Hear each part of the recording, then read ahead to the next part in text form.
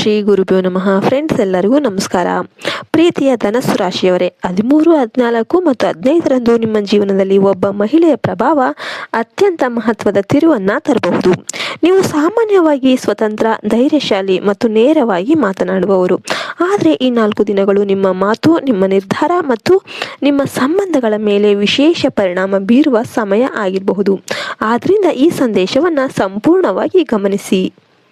ಧನಸ್ಸು ರಾಶಿಯವರು ಸಾಹಸ ಪ್ರಿಯರು. ನೀವು ಜೀವನವನ್ನು ದೊಡ್ಡ ದೃಷ್ಟಿಕೋನದಿಂದ ನೋಡುವವರು. ನಿಮ್ಮಲ್ಲಿ ಸತ್ಯಪ್ರಿಯತೆ ಹೆಚ್ಚು. ಆದರೆ ಕೆಲವೊಮ್ಮೆ ನೇರವಾಗಿ ಹೇಳುವ ನಿಮ್ಮ ಸ್ವಭಾವ ಎದುರಾಳಿಗೆ ಕಠಿಣವಾಗಿ ಅನಿಸಬಹುದು.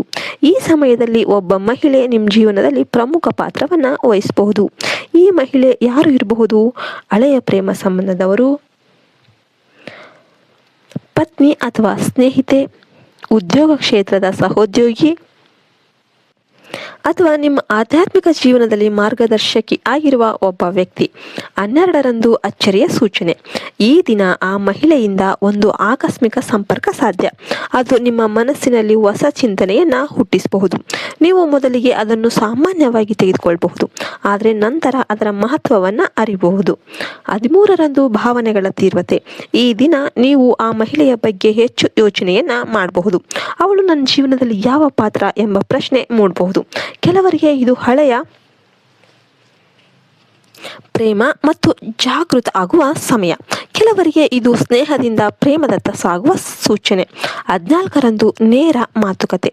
ಈ ದಿನ ನಿಮ್ಮಿಬ್ಬರ ನಡುವೆ ಸ್ಪಷ್ಟ ಮತ್ತು ನೇರ ಸಂಭಾಷಣೆ ನಡೆಯಬಹುದು. ನೀವು ನಿಮ್ಮ ನಿಜವಾದ ಭಾವನೆಗಳನ್ನು ಹೇಳ್ತೀರಾ. ಆದರೆ ಧನಸ್ಸು ರಾಶಿಯವರು ಕೆಲವೊಮ್ಮೆ ತುರ್ತು ಮಾತುಗಳಿಂದ ಸಮಸ್ಯೆಯನ್ನು ಉಂಟು ಮಾಡಬಹುದು. ಆದ್ದರಿಂದ ಶಾಂತವಾಗಿ ಯೋಚಿಸಿ ಮಾತನಾಡಿ. 15ರಂದು ಫಲಿತಾಂಶದ ದಿನ. ಈ ದಿನ ನಿಮ್ಮ ನಡೆನುಡಿಗಳ ಪರಿಣಾಮ ಸ್ಪಷ್ಟವಾಗುತ್ತೆ. ನೀವು ಪ್ರಾಮಾಣಿಕವಾಗಿ ಮತ್ತು ಗೌರವದಿಂದ ನಡೆದುಕೊಂಡ್ರೆ ಈ ಮಹಿಳೆಯ ಪ್ರಭಾವ ನಿಮ್ಮ ಜೀವನದಲ್ಲಿ ಶುಭ ಫಲವನ್ನು ತರುತ್ತೆ. ಪ್ರೇಮದಲ್ಲಿ ಹೊಸ ಅಧ್ಯಾಯ. ದಾಂಪತ್ಯದಲ್ಲಿ ಸಮಜಾಯಿಸಿ. ಉದ್ಯೋಗದಲ್ಲಿ ಮಹಿಳೆಯ ಸಹಾಯದಿಂದ ಪ್ರಗತಿ ಅನ್ನೋದು ಕಂಡುಬರುತ್ತೆ. ಜ್ಯೋತಿಷ್ಯ ಪ್ರಕಾರ ಗುರುಗ್ರಹ ನಿಮ್ಮ ರಾಶಿಯ ಅಧಿಪತಿ. ಈ ದಿನಗಳಲ್ಲಿ ಗುರುವಿನ ಅನುಗ್ರಹ ಇದ್ರೂ ಕೂಡ ಚಂದ್ರನ ಪ್ರಭಾವ ಭಾವನಾತ್ಮಕ ಚಲನವಲನ ತರಬಹುದು. ಆದ್ರಿಂದ ನಿಮ್ಮ ತೀರ್ಮಾನಗಳಲ್ಲಿ ಧೈರ್ಯ ಮತ್ತು ಸಹನೆ ಎರಡನ್ನೂ ಕೂಡ ಬಳಸಿ. ಧನಸ್ಸು ರಾಶಿಯವರೇ, ಈ ಮಹಿಳೆ ನಿಮ್ಮ ಜೀವನದಲ್ಲಿ ಕೇವಲ ಪರೀಕ್ಷೆಗಾಗಿ ಬಂದಿಲ್ಲ. ಅವಳು ಒಂದು ಅವಕಾಶ. ಕೆಲವರಿಗೆ ಇದು ಜೀವನದ ಹೊಸ ದಿಕ್ಕು, ಕೆಲವರಿಗೆ ಇದು ಹಳೆಯ ತಪ್ಪು ಸರಿಪಡಿಸುವ ಸಮಯ, ಕೆಲವರಿಗೆ ಇದು ಆರ್ಥಿಕವಾಗಿ ಸಹ ಲಾಭದಾಯಕ ಸಹಭಾಗಿತ್ವ. ಹಣಕಾಸಿನ ವಿಷಯದಲ್ಲಿ ತುರ್ತು ನಿರ್ಧಾರ ತೆಗೆದುಕೊಳ್ಳೋದಕ್ಕೆ ಹೋಗಬೇಡಿ. ಆ ಮಹಿಳೆಯ ಸಲಹೆ ಒಳ್ಳೆಯದಾಗಿರ್ಬೋದು, ಆದರೆ ಪರಿಶೀಲನೆ ಮುಖ್ಯವಾಗಿರುತ್ತೆ.